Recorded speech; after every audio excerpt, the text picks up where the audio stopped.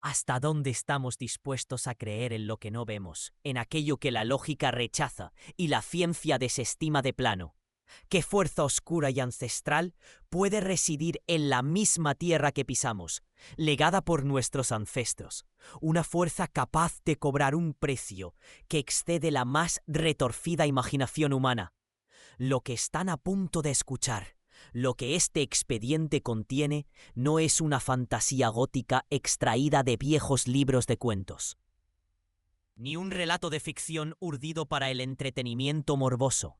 Es una historia documentada, aunque silenciada por el pavor que aún inspira y la incredulidad inherente a nuestra era.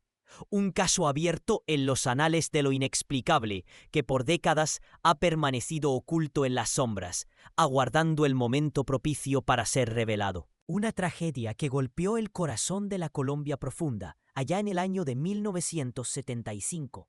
Un año que quedó grabado a fuego en la memoria de unos pocos.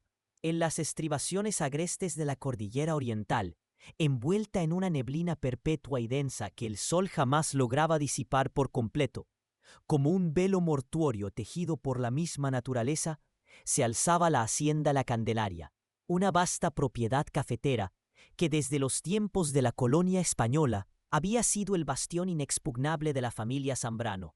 Sus vetustas casonas coloniales, erigidas con madeas nobles y adobes centenarios, ostentaban tejas ennegrecidas por el musgo y el tiempo, y sus corredores amplios, con sus tablas de madera carcomidas, crujían con cada paso, como si la casa misma respirara y lamentara. El aire, denso con el olor a tierra húmeda tras las lluvias constantes y el aroma amargo de un café que no llegó a cosecharse en paz, llevaba consigo un eco peculiar, casi audible. No era el eco de risas de niños o el murmullo del trabajo diario, sino el de un lamento antiguo, de un miedo primigenio que vibraba en el viento y se adhería a la piel, helándola hasta los huesos. Quienes conocían el lugar, quienes habían vivido entre sus muros, sentían que algo ominoso, algo ancestral y poderoso, dormitaba bajo esa aparente quietud, un peso intangible que oprimía el alma. Los Zambrano de aquel 1975 eran los herederos directos de los fundadores, guardianes de una fortuna considerable y, lo que era infinitamente más relevante, de un secreto inconfesable. Una promesa forjada en los albores del siglo XIX. Un juramento inquebrantable que había cimentado su prosperidad y extendido sus tierras hasta donde la vista alcanzaba, abarcando las parcelas más fértiles de Santander. Sus antepasados, cegados por la ambición y la desesperación, habían sellado un pacto con una entidad innombrable, una fuerza oscura que, a cambio de su influencia, exigía un tributo inimaginable. Una deuda que, según los susurros de los pocos que conocían la verdad en el linaje, se manifestaba como una enfermedad hereditaria, una agonía lenta, dolorosa y deshumanizante que consumía el alma de aquellos que osaban siquiera pensar en romper el juramento. No era solo una maldición que pesaba sobre su sangre, era una impronta genética de terror, grabada a fuego en el espíritu de cada miembro de la estirpe, condenándolos a un destino predestinado. La aparente quietud de la Candelaria, esa paz engañosa que había perdurado por generaciones, se hizo añicos cuando el cielo se abrió de una forma que nadie había visto antes. No con una lluvia ordinaria y refrescante, sino con lo que los lugareños llamaban, con un temor reverente y casi paralizante, las lluvias de fuego. Tormentas eléctricas de una intensidad tan brutal, tan desproporcionada, que el firmamento entero parecía incendiarse en una orgía de luz y estruendo. Relámpagos tan potentes que iluminaban la cordillera como si el sol mismo hubiera descendido, efímero pero devastador. Fue entonces, en medio de esta furia elemental desatada, que la muerte llegó sin aviso, sin explicación lógica, sin una pizca de piedad. Las primeras víctimas fueron peones, humildes trabajadores del café, encontrados en los intrincados cafetales, sus cuerpos reducidos a jirones irreconocibles, con la piel carbonizada y el pánico más absoluto, el terror más puro, grabado de manera indeleble en sus rostros desencajados, con los ojos abiertos, como si hubieran visto el mismísimo infierno en sus últimos instantes. Pero no había habido incendio. Ninguna llama visible había consumido la madera de sus bohíos, ni chamuscado las hojas de los cafetos circundantes. Solo los cuerpos, calcinados desde dentro, como si una fuerza invisible y ardiente, surgida de las profundidades de la tierra o del cielo, los hubiera abrazado en una incineración instantánea y silenciosa. La medicina, con todas sus herramientas y conocimientos de la época, con sus batas blancas y sus instrumentos esterilizados, fue incapaz de descifrar la verdad. Los galenos hablaban de fulguraciones atípicas, de fenómenos meteorológicos anómalos, de una histeria colectiva que generaba fantasmas. Pero el patrón era innegable, ominoso, y se repetía con una precisión escalofriante. Cada muerte ocurría bajo la lluvia de fuego. Y las marcas, esas marcas indelebles que se imprimían en la carne de las víctimas, no eran de un rayo común. No eran de un fuego terrenal. Eran algo más. Algo que trascendía lo natural, lo comprensible, lo humano. El patriarca de la familia, don Arturo Zambrano, un hombre de fe inquebrantable y de una razón forjada en décadas de pragmatismo, vio cómo su mundo, su linaje y su cordura se desmoronaban bajo la implacable embestida de lo desconocido. La desesperación, ese abismo en el que caen los hombres cuando todo lo demás falla, le llevó a tomar una decisión impensable para alguien de su talante. Ante la ineficacia de la ciencia y la manifiesta indiferencia de las autoridades, el hombre que una vez despreció las supersticiones, que se burló de los cuentos de viejas, se vio forzado a buscar respuestas en los dominios de lo oculto, de lo esotérico. Fue así como contactó a un selecto equipo de investigadores de lo paranormal, algunos de ellos académicos con reputación impecable, con la esperanza de que pudieran arrojar alguna luz sobre la oscuridad que los consumía. Una oscuridad que amenazaba con devorar a toda su estirpe. Y fue así, precisamente como este caso, el caso Zambrano, comenzó a ser documentado, con grabaciones de audio que aún hoy ponen los pelos de punta, con testimonios desgarradores de los sobrevivientes, con fotografías que desafían toda explicación racional, con informes que rozan el abismo de la locura y que hasta ahora han permanecido en el más absoluto hermetismo. Los Zambranos se encontraron, de la noche a la mañana, atrapados en una carrera contra el tiempo, contra una historia ancestral escrita en fuego y sangre. La lluvia de fuego no era una mera coincidencia meteorológica, era el despertar de una deuda ancestral, el cumplimiento de un juramento macabro que regresaba para reclamar su precio, uno a uno, miembro tras miembro de la familia. Su supervivencia, la continuidad de su linaje, dependía de descifrar los rituales olvidados, de entender las reglas de un pacto que ellos mismos no forjaron, pero que ahora los arrastraba, indefensos, a las fauces de una maldición inevitable. ¿Podrían los Zambrano romper el ciclo maldito? ¿Redimir los pecados de sus ancestros y liberar a sus futuras generaciones de este destino infernal? ¿O estaban, en verdad, condenados a ser la última llama, la última chispa de una dinastía consumida por su propio y terrible secreto? Este, damas y caballeros, es el sombrío y perturbador inicio de la documentación de ese infierno. Con la ciencia médica y la policía local en un callejón sin salida, y la desesperación de los Zambrano creciendo con cada nueva tragedia, la familia, a regañadientes, se vio forzada a buscar ayuda fuera de los canales convencionales. La situación era tan anómala, tan desafiante para la razón, que las soluciones tradicionales habían colapsado, dejando un vacío llenado por el miedo ancestral y la superstición.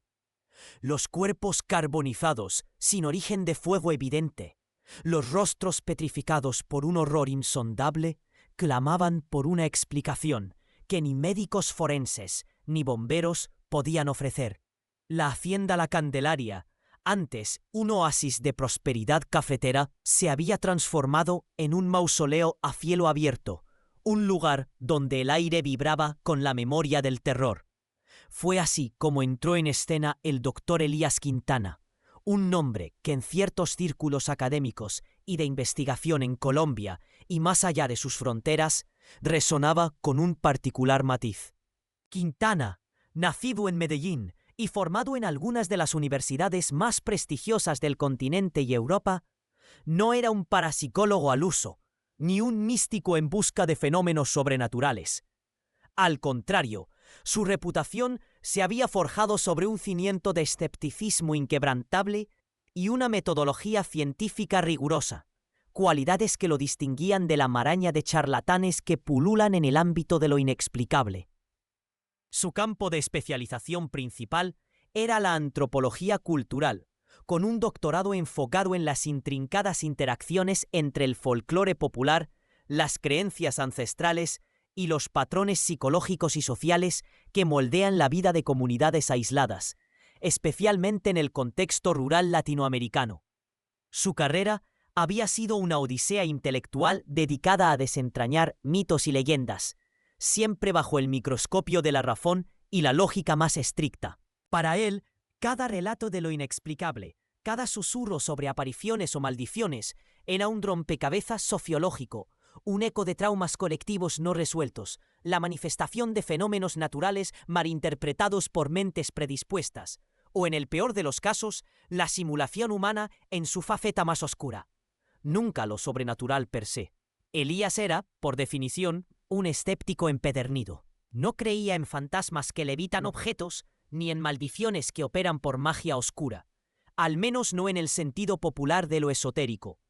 Lo que sí creía fervientemente era en la persistencia de las ideas a lo largo de las generaciones, en la fuerza avasalladora de las sugestiones masivas y en el impacto devastador de los secretos guardados por siglos, capaces de corroer la psique colectiva.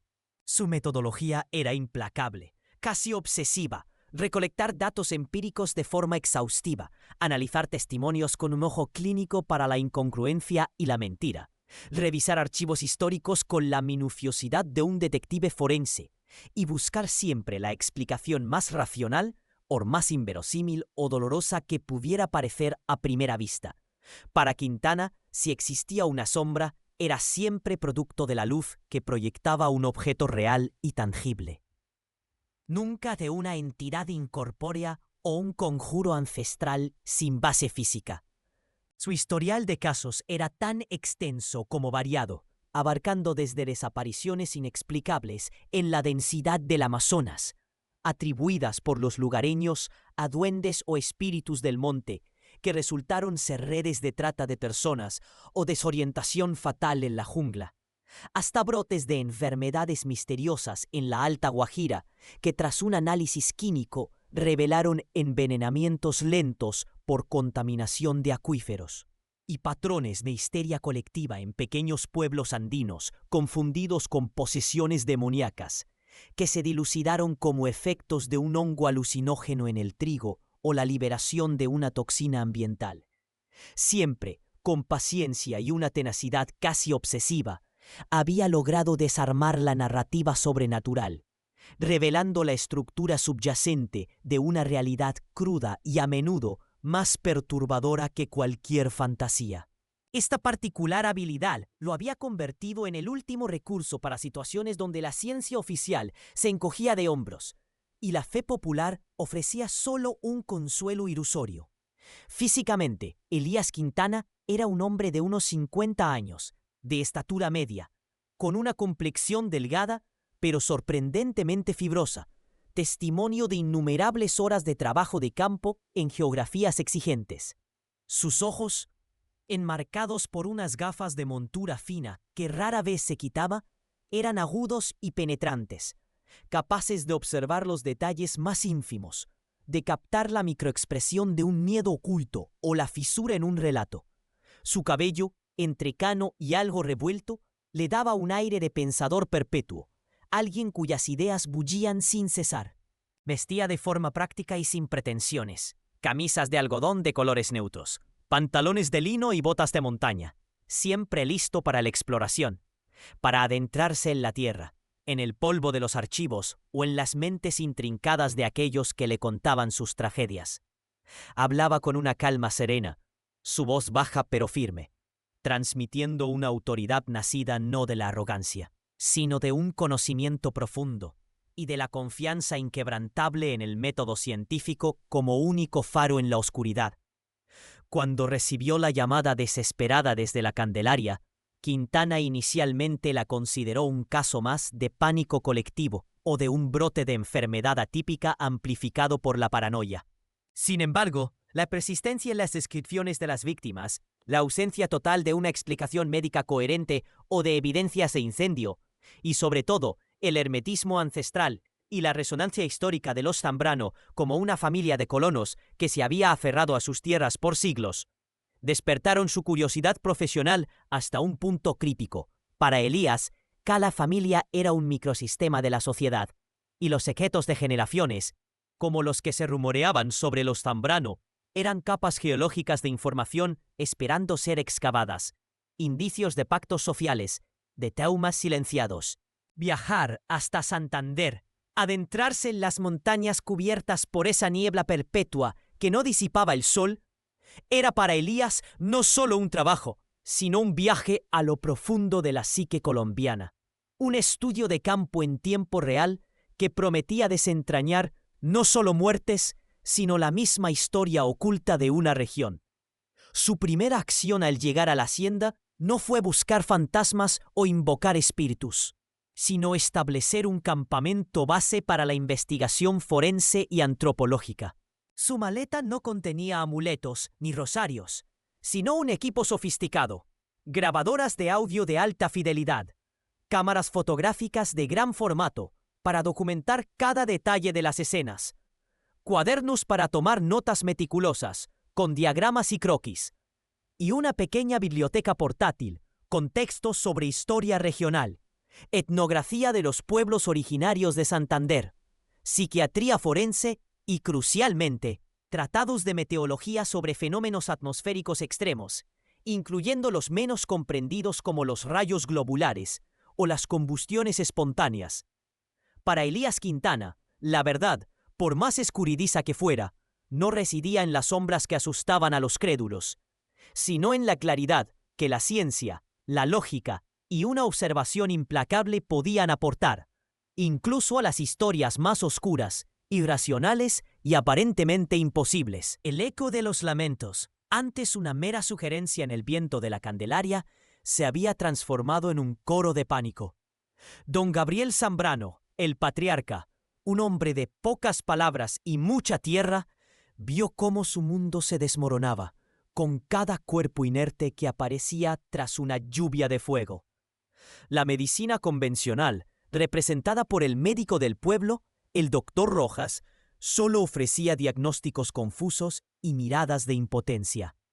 Quemaduras atípicas, fallo multiorgánico sin causa aparente, eran las frases que resonaban, desprovistas de cualquier consuelo o explicación. Fue la desesperación, esa misma que carcome el alma, la que empujó a don Gabriel a romper con siglos de discreción y buscar ayuda fuera de los confines de su hacienda. No en Bogotá ni en Bucaramanga, sino en los círculos académicos que, a pesar de su escepticismo inherente, a veces daban cabida a lo inexplicable. Su contacto fue el doctor Elías Durán, un antropólogo cultural de la Universidad Nacional, conocido por su trabajo en el folclore andino y las tradiciones orales. Durán, escéptico por naturaleza, pero con una curiosidad insaciable, se interesó por la singularidad de los reportes. Él, a su vez, movilizó a un pequeño equipo multidisciplinario. La doctora Sofía Vélez, una patóloga forense de perfil bajo pero mente brillante, y el profesor Horacio Solano, un historiador especializado en la época colonial y las cofradías secretas de la Nueva Granada. La promesa de un caso único y la urgencia en la voz de Durán, a quien respetaban, los convenció. La llegada a la Candelaria fue como adentrarse en otro siglo. El camino, tortuoso y embarrado por las recientes tormentas, desembocaba en un paisaje de niebla perpetua y cafetales que parecían engullir la luz. La casona colonial, imponente y sombría, con sus muros de bahareque y tejas ennegrecidas, exhalaba una quietud opresiva. El aire denso, cargado con el olor a tierra húmeda y el dulzor de las flores de café, se sentía pesado, como si la atmósfera misma guardara un secreto ancestral. Don Gabriel los recibió con una solemnidad teñida de agotamiento, sus ojos profundos revelando un terror que las palabras no podían expresar. El equipo se estableció en una de las habitaciones de huéspedes, un espacio amplio y vetusto que ofrecía una vista panorámica de los cafetales, pero que extrañamente carecía de cualquier sensación de calidez. Inmediatamente se sumergieron en la tarea. La doctora Vélez se centró en los informes médicos y en las fotografías de las víctimas, que don Gabriel había guardado celosamente. Las imágenes mostraban cuerpos con quemaduras que desafiaban la lógica, ausencia de punto de origen, patrones inexplicables, tejidos carbonizados junto a otros intactos. Es como si una fuente de calor localizada y extrema los hubiera tocado, sin dejar rastro de su paso, musitó Vélez, su voz un susurro inquietante. Mientras tanto, el profesor Solano se perdía en los archivos de la hacienda. Una colección polvorienta de libros de contabilidad, cartas antiguas y testamentos que se remontaban al siglo XVIII. Su objetivo era rastrear cualquier anomalía en la historia familiar, cualquier mención de sucesos extraños o pactos olvidados. Las primeras horas revelaron poco más que la historia de una prosperidad ininterrumpida y una adquisición de tierras que parecía demasiado afortunada en los albores de la República. El doctor Durán, por su parte, se dedicó a la parte más delicada, las entrevistas. Habló con los pocos miembros de la familia que quedaban en la hacienda, con los capataces y con los peones más antiguos. Las respuestas eran evasivas, llenas de supersticiones susurradas y miradas que se desviaban. Mencionaron el castigo, la deuda y los fuegos del cielo, frases que sonaban más a leyendas que a explicaciones. Un viejo peón, con la voz quebrada por el miedo, habló de la promesa de los Zambrano, una maldición que se activaba cuando la sangre se secaba en la tierra. Se negó a dar más detalles, alegando que la sola mención de aquello podía traer el infortunio. La documentación forense avanzaba, pero ofrecía más preguntas que respuestas. La doctora Vélez, a pesar de su vasta experiencia, estaba perpleja. Las autopsias previas de las víctimas, realizadas por el doctor Rojas bajo su guía remota, habían confirmado la ausencia de cualquier agente externo conocido que pudiera causar tales quemaduras. No había rastros de rayos directos, ni de combustión espontánea, ni de productos químicos corrosivos. Era como si el fuego surgiera del interior, o fuera un fuego que no quemaba la materia de la misma forma que el fuego convencional. Una tarde, mientras la niebla se espesaba y el aire se volvía frío, el equipo tuvo su primer contacto tangible con lo inexplicable. Estaban revisando el sitio de la última muerte, un pequeño claro en el cafetal donde un trabajador había sido hallado calcinado días atrás. Aunque no había rastros de ceniza o chamuscado en la vegetación circundante, un extraño olor a azufre y metal quemado persistía en el aire. De repente, una ráfaga de viento helado barrió el lugar, aunque no había brisa alguna en los alrededores. Las hojas de los cafetos cercanos vibraron, no por el viento, sino como si una energía invisible las sacudiera, y entonces un lamento lejano, casi un suspiro inhumano, pareció ascender desde las profundidades de la tierra, haciéndolos erizar la piel. Durán, siempre el pragmático, sintió un escalofrío que no pudo atribuir al frío. El profesor Solano, absorto en los archivos, hizo un descubrimiento crucial. En el reverso de un viejo mapa de la hacienda, casi ilegible, encontró una serie de símbolos arcanos y unas palabras escritas en una mezcla de latín vulgar y un dialecto indígena ya olvidado.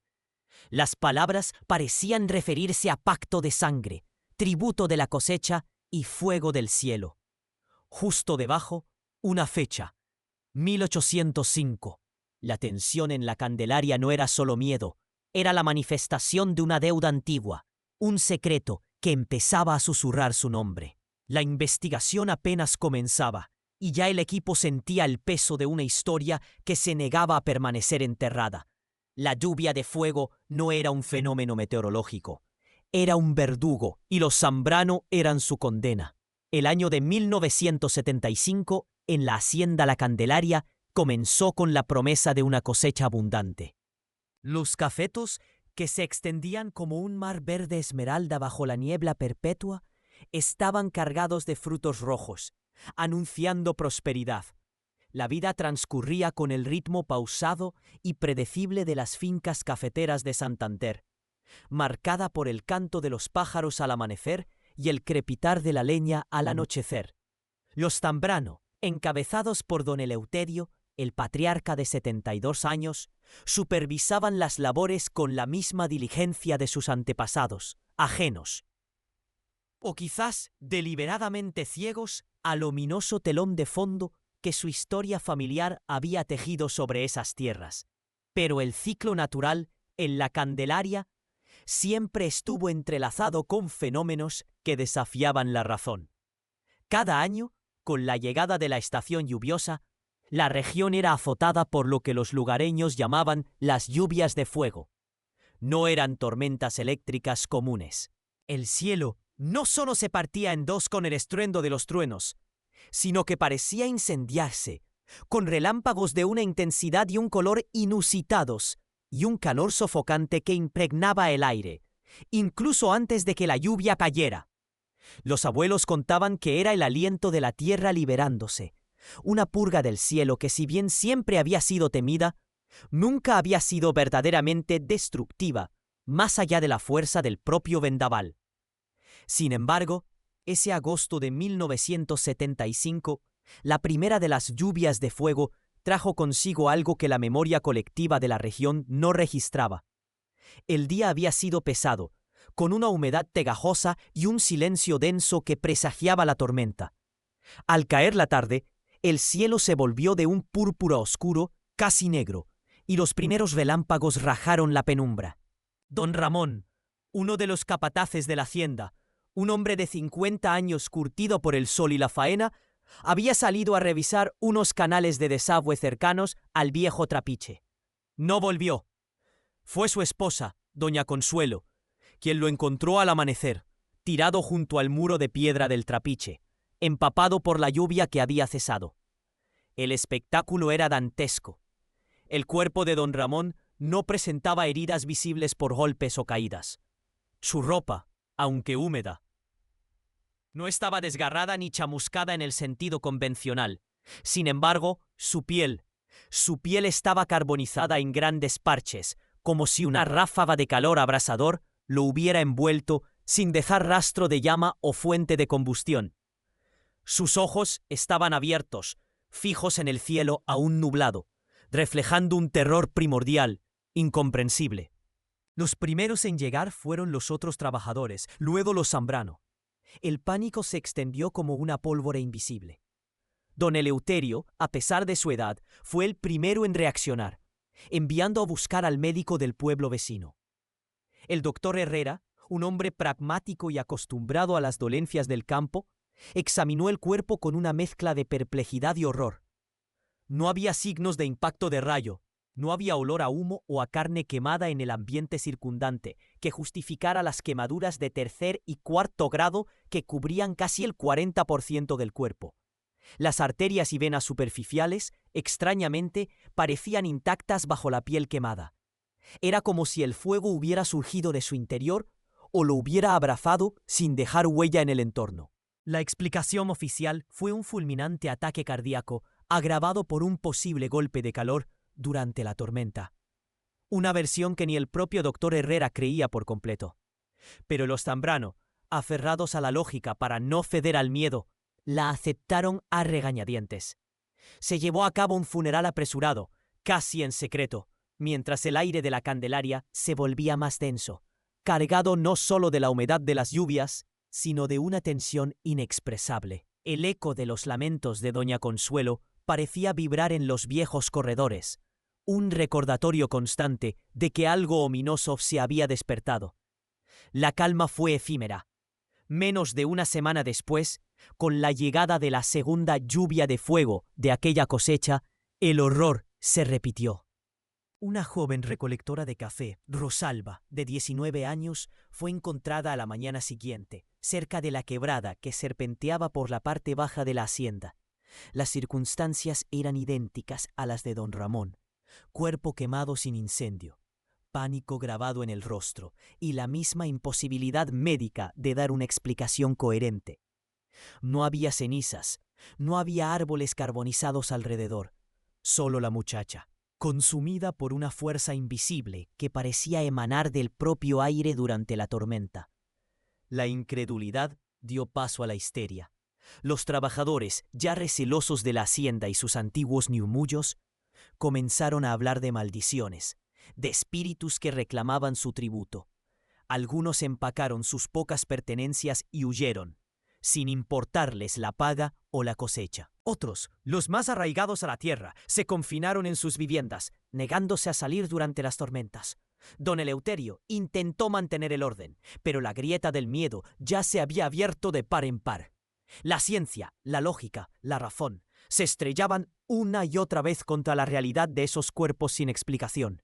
La atmósfera en la Candelaria no era de pena, era de un terror primordial. La comprensión tácita de que el velo entre lo natural y lo inexplicable se había rasgado. Las lluvias de fuego ya no eran solo un fenómeno meteorológico.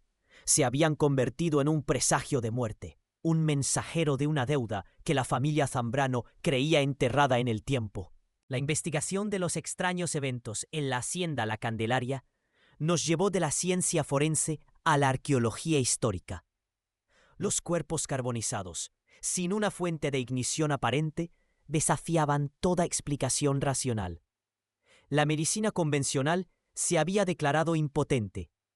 Fue entonces cuando el equipo de historiadores y antropólogos, bajo mi supervisión, se sumergió en el pasado turbulento de los Zambrano, buscando patrones, ecos, cualquier indicio de una raíz atávica que pudiera dar sentido a la inexplicable matanza. El tiempo, allá en 1975, parecía detenerse, no solo por el aislamiento geográfico de la hacienda, sino por el peso de la historia que emanaba de cada rincón de sus viejas casonas. Nuestra labor nos llevó a las profundidades de los archivos familiares, un cúmulo polvoriento de documentos notariales, testamentos antiguos, diarios personales y correspondencia que databan del siglo XIX. Aquellos papeles, tan frágiles como la memoria de un sueño, guardaban la verdadera historia de la fortuna de los Zambrano. Una verdad que la oralidad había distorsionado hasta convertirla en un murmullo incómodo, en una leyenda de pueblo sin la dureza de los hechos. No fue tarea sencilla. La información estaba dispersa, velada en un lenguaje críptico que exigía una lectura entre líneas. Una interpretación cultural que solo el conocimiento profundo de las supersticiones y ritos de la Colombia rural de la época podía descifrar. El primer indicio concreto apareció en un cuaderno de cuentas de 1817, apenas unos años después de que los Zambrano se asentaran definitivamente en esas tierras. Entre registros de ventas de café y pagos a jornaleros, encontramos anotaciones inusuales, dibujos de símbolos desconocidos y menciones a un benefactor silencioso a quien se le debía la prosperidad de la tierra bajo el trueno. Al principio, lo descartamos como la excentricidad de un patriarca supersticioso, pero cuando estos mismos símbolos comenzaron a aparecer en documentos eclesiásticos, de bautizos y de funciones de la familia, siempre en fechas cercanas a periodos de sequía extrema o plagas inusuales que milagrosamente se revertían, nuestra atención se agudizó. La pieza clave del rompecabezas emergió de una vieja Biblia familiar, oculta en un falso fondo de un armario. Entre sus páginas amarillentas no encontramos versículos. En él, Jerónimo Zambrano, el fundador de la estirpe, comprometía la prosperidad de su linaje y la fertilidad de su tierra a una entidad innombrable, referida como el Señor de las Aguas y el Fuego de la Montaña. A cambio de cosechas abundantes, de tierras inigualables y de la protección contra las adversidades, la familia se comprometía a realizar un tributo de la sangre que nace bajo el cielo que arde, cada cierto tiempo o cuando la entidad lo reclamara. La redacción era ambigua, casi poética, pero el significado era espeluznante.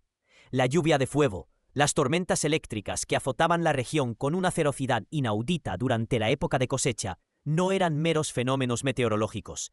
Eran la manifestación del pacto, la forma en que el Señor se presentaba para reclamar su precio. Los cuerpos chamuscados no eran resultado de un incendio físico, sino de una combustión interna, una descarga sobrenatural canalizada por la entidad. La agonía en los rostros de las víctimas, la piel con marcas de quemaduras inexplicables, todo encajaba con la descripción del tributo de la sangre que nace bajo el cielo que arde. Era el fuego del pacto, no el de la naturaleza. Comprendimos entonces la enfermedad hereditaria mencionada por los ancianos de la región. No era una dolencia física, sino una aflicción del espíritu que consumía a aquellos Zambrano que intentaban ignorar, o peor aún, romper el pacto. Una lenta deshumanización, una melancolía profunda que devoraba su voluntad y su cordura, llevándolos a estados catatónicos o a una muerte por inanición autoimpuesta. Era la entidad recordándoles su juramento, una agonía que precedía a la ira del Señor de las aguas y el fuego. El descubrimiento de este pacto ancestral fue devastador. La prosperidad de los Zambrano, esa fortuna levantada sobre la tierra más fértil de Santander, estaba cimentada en una ofrenda macabra. Lo que en su momento fue un acto de desesperación de un colono, buscando asegurar su futuro, se había transformado en una maldición generacional. La investigación ya no era solo sobre las muertes de 1975, sino sobre un legado de terror que había acechado a la familia por casi 2 siglos. El equipo se vio confrontado no solo con la evidencia de lo sobrenatural, sino con la aterradora confirmación de que los Zambrano estaban atrapados en una trampa forjada por sus propios ancestros. La pregunta ya no era qué estaba pasando, sino cómo detenerlo. Una pregunta que se alzaba como una montaña inexpugnable ante nosotros.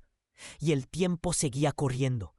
La estancia del equipo de investigación en la Candelaria había traspasado el umbral de lo meramente profesional para adentrarse en la atmósfera densa de la desesperación. Los días se fusionaban en una vigilia constante, marcada por el incesante zumbido de los aparatos de monitoreo y el silencio opresivo que solo la niebla andina puede imponer. Las entrevistas con los pocos trabajadores restantes y los miembros de la familia Zambrano habían revelado un temor profundo, arraigado más allá de la lógica, una herencia de supersticiones susurradas y presagios no verbalizados. El doctor Vargas, con su pragmatismo científico, luchaba por encajar las piezas del rompecabezas, confrontando la anomalía de cuerpos calcinados sin una fuente de combustión evidente. Las lecturas de los medidores de temperatura y radiación eran erráticas, a veces disparándose a niveles imposibles, otras registrando una frialdad espectral en el mismo punto donde segundos antes se había detectado un calor abrasador. Fue en la madrugada del tercer miércoles de la cosecha, cuando la neblina se espesó hasta volverse una manta impenetrable, que la hacienda entera pareció contener el aliento. Un pulso eléctrico, bajo al principio, comenzó a resonar en el aire, una vibración que no provenía de tormenta alguna, sino de una energía inherente a la tierra misma. Los animales de la finca, habitualmente ruidosos y vitales, cayeron en un silencio sepulcral. Los perros aullaban sin emitir sonido, solo moviendo sus fauces en un gesto mudo de terror. Don Evaristo Zambrano, el patriarca, había reunido a su familia en la sala principal, las persianas cerradas como si pudieran repeler lo que acechaba afuera. Sus ojos, antes desafiantes, ahora reflejaban una fatiga ancestral, la certeza de una condena ineludible. El fenómeno se manifestó con una sutileza aterradora. No fue un trueno estruendoso, sino una especie de chasquido seco y lejano, como el crepitar de leña recién encendida que de repente se intensificaba. El cielo, visible a través de los pequeños resquicios de las ventanas, comenzó a adquirir un tono anaranjado rojizo, no por el amanecer, sino por una luminosidad interna, como si una fragua invisible se hubiese encendido sobre ellos. La temperatura en el interior de la casa, a pesar de las gruesas paredes de adobe, empezó a subir de forma alarmante. Los termómetros digitales, recalibrados una y otra vez por el equipo de Vargas, marcaban ascensos vertiginosos. Uno de los peones, un joven llamado Mateo, que había insistido en quedarse en su pequeña cabaña junto al cafetal, fue la próxima víctima. Los investigadores, monitoreando el perímetro con cámaras térmicas y micrófonos ultrasensibles, captaron el momento. No hubo relámpagos, no hubo el característico olor a ozono de una descarga eléctrica. Lo que se registró fue una intensificación repentina de la luz rojiza en la zona de la cabaña, acompañada por un gemido agónico que se cortó abruptamente. Las cámaras, en un lapso de microsegundos, mostraron una silueta humana rodeada por una aureola de calor incandescente, no de fuego, sino de una energía que parecía quemar desde adentro. El cuerpo de Mateo fue encontrado pocos minutos después por los hombres de seguridad que Vargas había solicitado. Estaba tendido en el suelo de su choza, intacta por las llamas, pero él, Mateo, estaba irreconocible. La piel, contraída y ennegrecida, se había reducido a una costra. Sus ojos. Las conclusiones médicas forenses, provisionales y contradictorias, no pudieron explicar la ausencia de quemaduras en la estructura de la cabaña o en la ropa que no estaba directamente sobre el cuerpo. Era como si el calor hubiera sido dirigido con una precisión diabólica, consumiendo solo al individuo. Los aparatos de Vargas registraron un pico de energía inexplicable que se disipó tan rápido como apareció, dejando tras de sí un vacío inquietante en las lecturas. Las muestras de tejido tomadas presentaban una desnaturalización proteica que iba más allá de lo observable en quemaduras convencionales. Parecía que las células mismas habían sido sometidas a una cocción instantánea, a una escala molecular. La frialdad científica de Vargas comenzó a resquebrajarse. Su mente racional, adiestrada para desentrañar la lógica del mundo físico, se enfrentaba a una fuerza que desafiaba todas las leyes conocidas de la termodinámica. Este no era un incendio. Esto era algo más primitivo, más intencional. De las que hablaban los campesinos, no eran tormentas eléctricas comunes.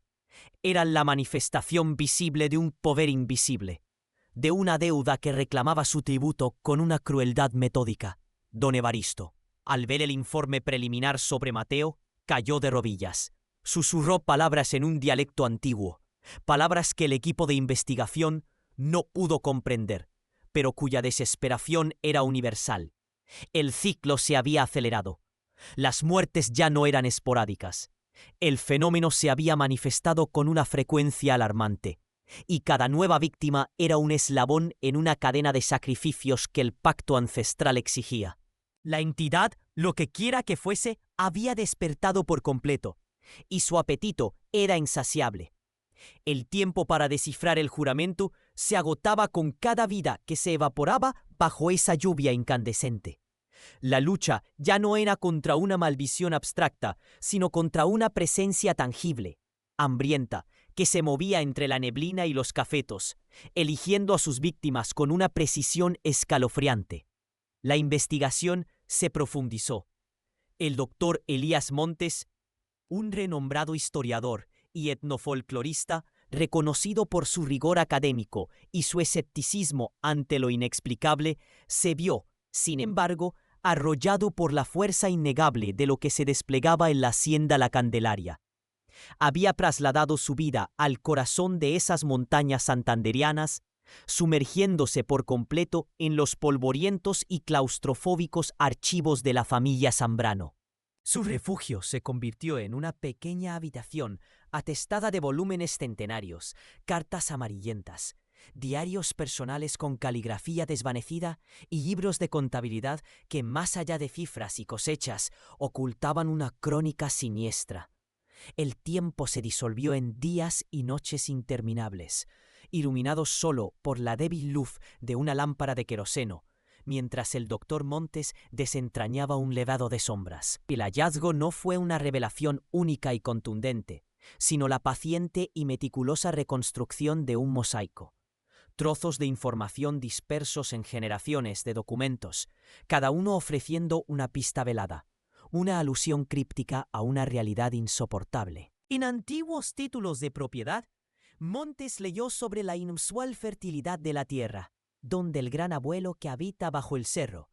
En viejas misivas entre hermanos se mencionaban los pagos que no se pueden eludir, las ofrendas para mantener la balanza. Y en los márgenes de un devocionario encontró la frase «la sombra ancestral que jamás duerme, aguardando su tiempo».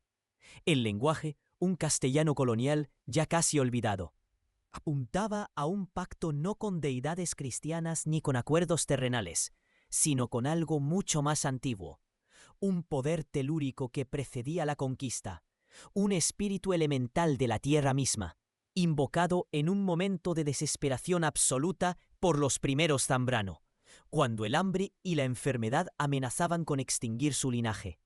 El enigma de la enfermedad hereditaria que asolaba a los Zambrano se hizo aterradoramente claro. Montes, con ayuda de una detallada genealogía familiar y los exhaustivos registros médicos de los doctores que a lo largo de los siglos habían atendido a la estirpe, descubrió un patrón horripilante. No se trataba de una dolencia física común, sino de un lento y progresivo vaciamiento del espíritu. Los afectados, generación tras generación, experimentaban una profunda melancolía que degeneraba en apatía, pérdida de la memoria y la voluntad, episodios de paranoia aguda y finalmente una deshumanización gradual que los dejaba en un estado catatónico, esperando el fin. Esta era la verdadera tributación, no una muerte súbita, sino una lenta exacción del alma, una purga espiritual que preparaba a las víctimas para la cosecha final. Eran almas despojadas, listas para ser absorbidas. La conexión entre esta agonía espiritual y las lluvias de fuego emergió con una claridad gélida que heló la sangre de Montes. Entre los legajos halló transcripciones de viejas leyendas indígenas y crónicas de frailes coloniales, que hablaban de tormentas eléctricas de inusual violencia en los Andes, como el aliento del mundo oscuro, los portales del Gran Espíritu. No eran simples fenómenos meteorológicos. Estas tempestades que incendiaban el cielo de Santander eran el momento en que el velo entre las dimensiones se adelgazaba, cuando la entidad ancestral, alimentada por el tributo generacional de almas, manifestaba su poder con mayor intensidad. Los cuerpos carbonizados, sin fuente de ignición, las marcas de quemaduras inexplicables, no eran meros resultados de un rayo, eran la evidencia de una fuerza que consumía la esencia vital, dejando atrás solo la cáscara física. Las víctimas, comprendió Montes, no eran escogidas al azar. El diagrama genealógico que don Mateo había completado con dolorosa precisión reveló un patrón macabro. Las muertes durante las lluvias de fuego se concentraban en aquellos Zambrano que por su linaje directo representaban el nudo más fuerte de la promesa ancestral, o aquellos que con su espíritu indomable intentaban romper con las viejas tradiciones y escapar de la Candelaria. Era como si la entidad eligiera a los más valiosos, a los más puros, para su siniestro tributo, garantizando que el ciclo de la maldición continuara sin interrupción. La verdadera revelación, sin embargo, aguardaba en el rincón más antiguo de la casona. Guiado por una referencia críptica en un mapa de la hacienda del siglo XIX, Montes descubrió un compartimento oculto detrás de una falsa pared en la biblioteca privada de los patriarcas. Dentro, envuelto en un paño de lino descolorido y agrietado, encontró un pequeño diario personal encuadernado en cuero, las páginas secas y quebradizas como hojas muertas. Pertenecía a Ignacio Zambrano, el patriarca que en los albores del siglo XIX había forjado el pacto. La escritura, apenas legible, describía un gran sacrificio, un ritual llevado a cabo no con la sangre de animales, sino con la chispa divina del hombre, el aliento de vida misma. Ignacio se refería a sembrar el alma en la tierra para que la tierra florezca en una abundancia impía. El horror de la verdad golpeó a Montes con la fuerza de un relámpago que desgarra la noche. La prosperidad de la Candelaria, el verdor exuberante de sus cafetos, la riqueza que había dado renombre a los Zambrano. Todo se nutría de una cosecha de almas, una que se cobraba con cada tormenta, cada lluvia de fuego que rasgaba el cielo. El diario de Ignacio, sin embargo, no solo contenía la crónica de su desesperado pacto. En sus últimas páginas, abruptamente interrumpidas y manchadas, había referencias fragmentadas a un posible contrarritual. Mencionaba una luz que emerge de la oscuridad más profunda y una voz que debe ser escuchada en el umbral del inframundo, sin miedo. Una esperanza tenue, casi insoportable, se abría paso en medio de la creciente desesperación. Pero cada línea confirmaba la magnitud de la maldición.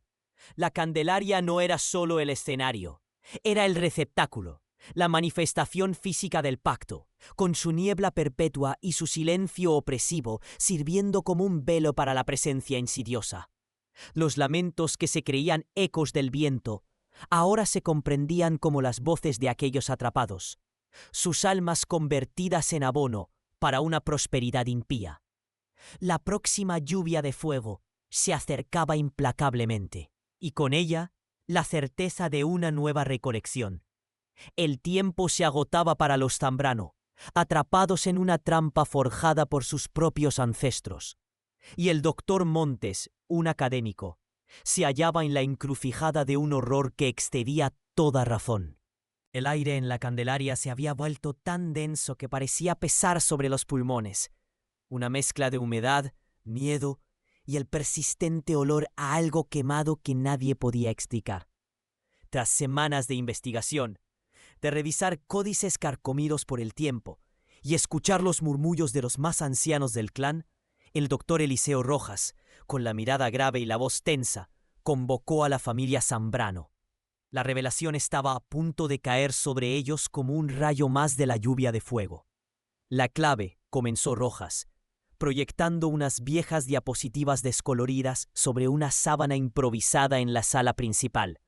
No reside en un demonio importado de Europa, sino en una entidad que es tan antigua como estas montañas. Una entidad que los primeros Zambrano, en su desesperación por asegurar sus dominios ante la avaricia de la corona y los encomenderos rivales, no comprendieron del todo.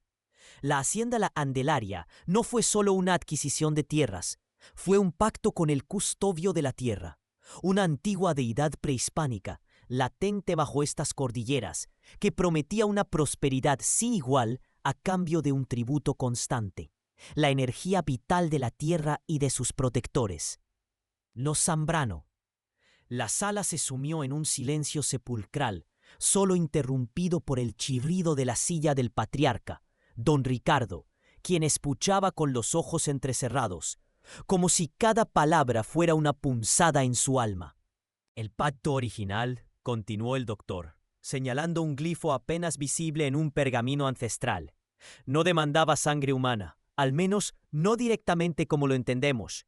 Pedía la esencia. Los primeros Zambrano, en su ignorancia o quizás en su retorcida interpretación, asumieron que esta esencia se refería al sacrificio de los primogénitos o de aquellos que la tierra les señalara como ofrenda. Pero el custodio no buscaba la muerte física, sino la entrega voluntaria de la voluntad, la sumisión de la estirpe a su designio, para que la tierra floreciera bajo su sombra. Cuando los Zambrano intentaron romper el pacto, o cuando la línea familiar se debilitó y la sumisión flaqueó, la entidad no cobró vidas. Cobró la esencia de quienes se atrevían a desafiarla, manifestándose como esa enfermedad que consume el alma y la razón. Las lluvias de fuego, Rojas alzó la voz, mientras un trueno lejano retumbaba. No son tormentas eléctricas comunes. Son la manifestación de la ira del custodio, su forma de purificar la tierra de aquellos que le han fallado. Los cuerpos calcinados no son víctimas de un rayo errante. Son aquellos cuyas esencias han sido reclamadas violentamente, su voluntad incinerada hasta el pánico y la desesperación. Es la deidad quemando los lazos, reclamando lo que le fue prometido con furia desatada. El doctor hizo una pausa, mirando a los ojos a don Ricardo, quien se veía más viejo que nunca. La solución no es romper el pacto, don Ricardo. Es restablecerlo, pero bajo sus verdaderos términos. El último heredero, su nieto Miguel, está en peligro inminente. La enfermedad ya se asoma en su mirada. La entidad lo reclama, porque él es el eslabón más débil, la última oportunidad para que la estirpe Zambrano se someta o sea erradicada. El patriarca se levantó con dificultad. ¿Y cuál es ese verdadero término, doctor? ¿Qué debemos hacer para apaciguar a esta cosa? Su voz era un susurro ronco. Un ritual, respondió Rojas, sacando un libro encuadernado en cuero, gastado y lleno de anotaciones. Un ritual de sumisión, no de sacrificio, sino de entrega. La entrega del corazón de la tierra. Se debe realizar en el corazón mismo de la hacienda, bajo la lluvia de fuego, por el patriarca y el heredero directo, el día exacto de la primera gran tormenta de la temporada, que, según mis cálculos y los antiguos calendarios, es esta noche. La lluvia comenzó a golpear los tejados con furia, y los relámpagos iluminaron la sala. Don Ricardo miró por la ventana, hacia el horizonte donde el cielo ya se incendiaba. La decisión estaba sobre él. Su nieto, su linaje, dependían de un acto de fe ciega en un conocimiento olvidado. Esa noche, bajo la inclemente lluvia de fuego, don Ricardo y el joven Miguel se dirigieron al punto exacto que el doctor Rojas había señalado en el centro de los cafetos más antiguos, donde una extraña formación rocosa se alzaba como un altar.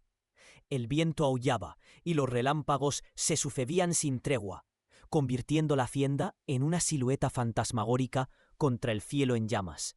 El aire vibraba con una energía palpable, pesada y electrizante. El doctor Rojas observaba desde la distancia, con una linterna apenas visible entre la niebla y la lluvia, leyendo las últimas instrucciones. Los Zambrano, padre e hijo, estaban empapados, temblando, no solo por el frío, sino por el miedo primario que les congelaba la sangre. El primer paso, gritó Rojas por encima del estruendo, es la ofrenda de la voluntad. No derramen sangre, sino la intención pura de sumisión. Don Ricardo sacó un pequeño amuleto de jade, una reliquia familiar que siempre había considerado una mera superstición. Según Rojas, era la clave, el recipiente simbólico de la voluntad de la estirpe. Lo colocó en una hendidura de la roca. Miguel, a su lado, cerró los ojos y se concentró, sintiendo como una fuerza extraña tiraba de su interior. Un relámpago gigantesco cayó a pocos metros de ellos. La tierra tembló y el olor a ozono llenó el aire. Las llamas danzaron momentáneamente sin quemar nada, solo el aire a su alrededor. Era el custodio respondiendo. Ahora, instruyó Rojas, su voz ahora más apremiante, el reconocimiento. Reconozcan su dominio sobre la tierra y sobre ustedes. Reciten las palabras que les di, con voz temblorosa. Don Ricardo y Miguel comenzaron a recitar las antiguas palabras en un dialecto olvidado, una letanía de respeto y de rendición. Las palabras, una vez pronunciadas, parecían cobrar vida, fusionándose con el trueno y el rugir del viento. Era un canto a la tierra, a la montaña, a la entidad dormida que ahora se despertaba con la lluvia de fuego. Mientras recitaban, la piel de Miguel y don Ricardo comenzó a brillar débilmente, como si una energía interna quisiera escapar. La enfermedad en Miguel pareció intensificarse por un momento, un espasmo incontrolable que lo hizo caer de rodillas, pero luego, tan súbito como llegó, remitió. Una calma inusual lo invadió, Un torbellino de viento y lluvia se formó sobre ellos, un vórtice oscuro que parecía un ojo observándolos. No era violento, sino expectante. «El último paso», exclamó Rojas, «la promesa de equilibrio. La tierra da, la tierra recibe. Prometan honrar el ciclo. Prometan no tomar más de lo que les ha sido otorgado». En un acto de fe y desesperación, don Ricardo y Miguel prometieron, sus voces resonando en la tormenta. Prometieron proteger la tierra, honrar sus ciclos y no explotarla más allá de sus límites. Prometieron que la prosperidad de los Zambrano estaría siempre ligada a la salud de la Candelaria y no a la avaricia. En ese instante, el torbellino se disipó. Los relámpagos cesaron, la lluvia de fuego se convirtió en una llovizna suave y el viento amainó. El cielo, antes una furia escarlata, comenzó a mostrar un tímido resplandor en el este. La tormenta no había terminado por completo, pero la furia, la ira sobrenatural, se había ido. La hacienda La Candelaria se alzaba, empapada pero intacta. El olor a ozono se desvanecía, reemplazado por el aroma de la tierra mojada y el café. La confrontación había terminado. Los Zambrano habían enfrentado su historia, no con armas o huyendo, sino con una rendición profunda a las fuerzas ancestrales que habían invocado sus ancestros. El custodio de la tierra había aceptado su promesa, pero el precio de su error y de su ignorancia se había cobrado ya demasiadas vidas.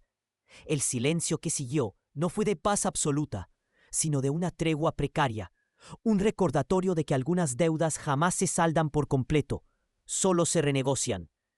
La maldición no había sido rota, sino comprendida y quizás finalmente contenida. El aliento del miedo seguía en el aire, pero ahora era diferente, un eco del pasado, no una amenaza inminente. La noche en que la última de las lluvias de fuego azotó la Candelaria en 1975, el aire estaba cargado no solo de una electricidad ominosa, sino de una desolación palpable que se extendía mucho más allá del horizonte montañoso. El equipo de investigadores, liderado por el doctor Valenzuela, había presenciado lo impensable, lo que ninguna lógica o ciencia forense podía explicar sin desintegrarse en el absurdo. La última víctima de aquella oleada, un joven peón de la hacienda que, en un acto desesperado, había intentado huir en medio de la tormenta, fue hallado al amanecer.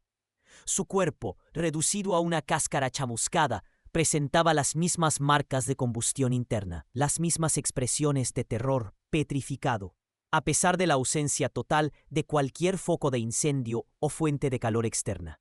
No había respuesta, solo el horror mudo de una deuda ancestral que finalmente había cobrado su precio en una brutal exhibición de poder inexplicable. La familia Zambrano, o lo que quedaba de ella, se dispersó poco después, fracturada no solo por las muertes, sino por el peso de un secreto que se había revelado en la forma más cruel. Don Vicente Zambrano, el patriarca, quien con tanta reticencia había abierto las puertas de su hogar y su intimidad a extraños, no sobrevivió mucho tiempo a la debacle. Su salud, sus últimas palabras, según relató su enfermera en un testimonio posterior al doctor Valenzuela, fueron apenas un susurro inaudible sobre la tierra, la sangre y el precio que siempre se paga. Se fue con el secreto, o más bien con la condena, grabada en lo más profundo de su ser, su alma consumida como lo profetizaba el antiguo pacto. Los pocos herederos que sobrevivieron a la cosecha de 1975, aquellos que no padecieron las quemaduras inexplicables ni la demencia inducida por el terror puro, llevaron consigo una marca diferente, una herencia silenciosa y corrosiva. La prosperidad que una vez fue el estandarte inquebrantable de los Zambrano se desvaneció como la niebla que rara vez disipa el sol en esas montañas. Las plantaciones de café, que habían sido el corazón palpitante de su fortuna y el sustento de generaciones, comenzaron a marchitarse inexplicablemente.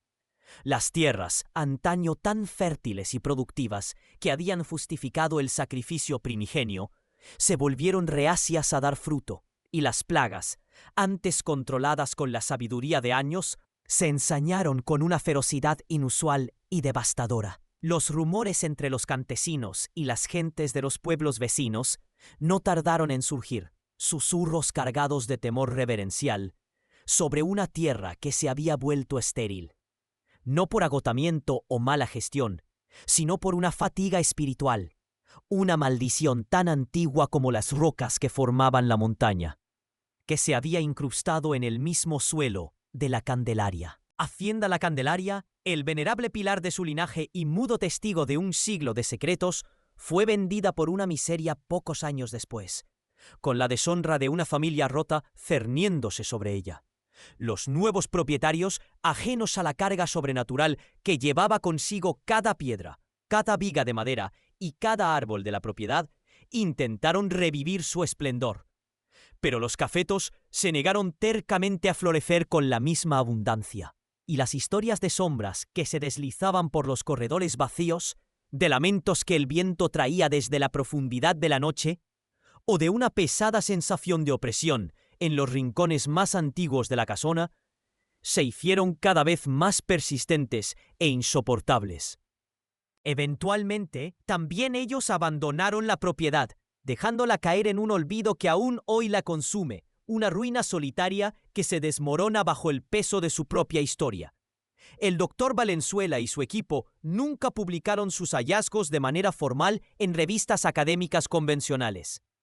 Sus informes, detallados hasta el más mínimo e inquietante pormenor, quedaron archivados en los confines más discretos de instituciones que, aunque comprometidas con el estudio de lo inexplicable y lo paranormal, entendían los límites infranqueables de lo que podía ser aceptado y digerido por la ciencia oficial.